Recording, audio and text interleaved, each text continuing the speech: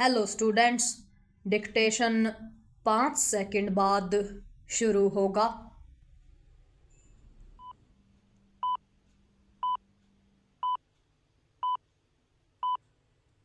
Start. Bangladesh में एक और हिंदू की हत्या से यही स्पष्ट हो रहा है कि वहां चुन चुनकर हिंदुओं को निशाना बनाया जा रहा है।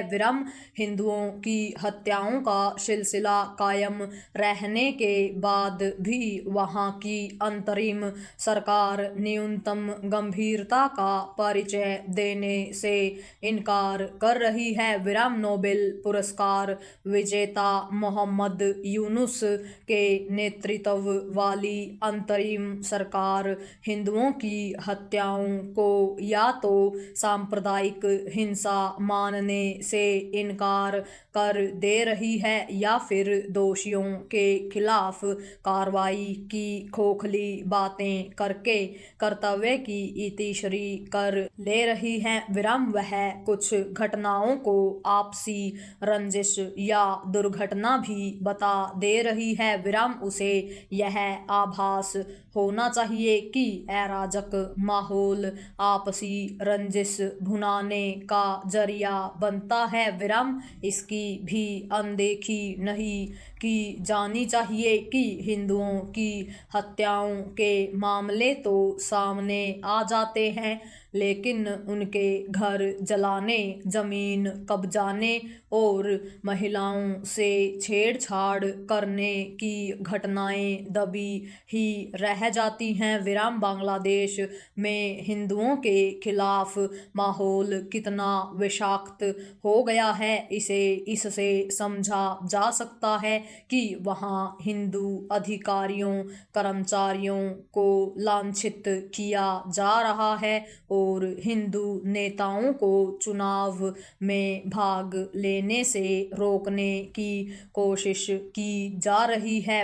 यह सब इसीलिए हो रहा है क्योंकि वे कट्टरपंथी ताकतें अंतरिम सरकार के संरक्षण में हैं, जो भारत विरोध के लिए जानी जाती हैं।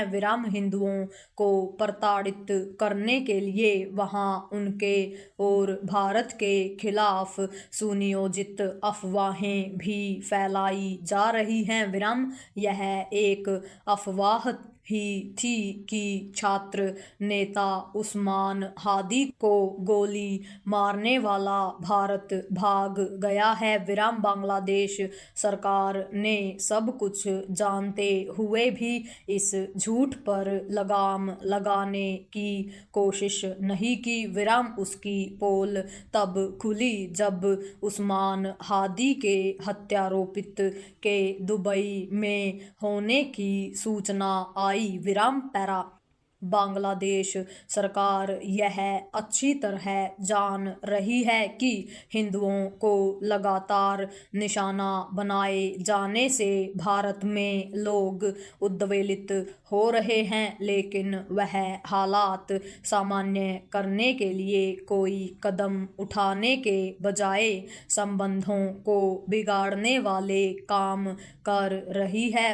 पिछले दिनों जब IPL की टीम KKR ने उसके क्रिकेटर मुस्तफिजुर रहमान को टीम में न रखने का फैसला किया, तो बांग्लादेश ने यह समझने की ज़रूरत नहीं समझी कि IPL में उसकी मौजूदगी स्टेडियमों में माहौल बिगाड़ने का ही जरिया बनती। KKR के फैसले के बाद बांग्लादेश क्रिकेट बोर्ड ने T20 विश्व कप के लिए अपनी टीम भारत भेजने से मना तो किया ही, IPL प्रसारण पर भी रोक लगा दी। इसे कुल मिलाकर बात बिगाड़ने वाला रवैया ही कहा जाएगा। उसके ऐसे रवैये के कारण ही उन तत्वों का दुस्साहस बेलगाम है जो हिंदुओं को निशाना बनाने के साथ भारत के खिलाफ आग उगलने में लगे हुए हैं।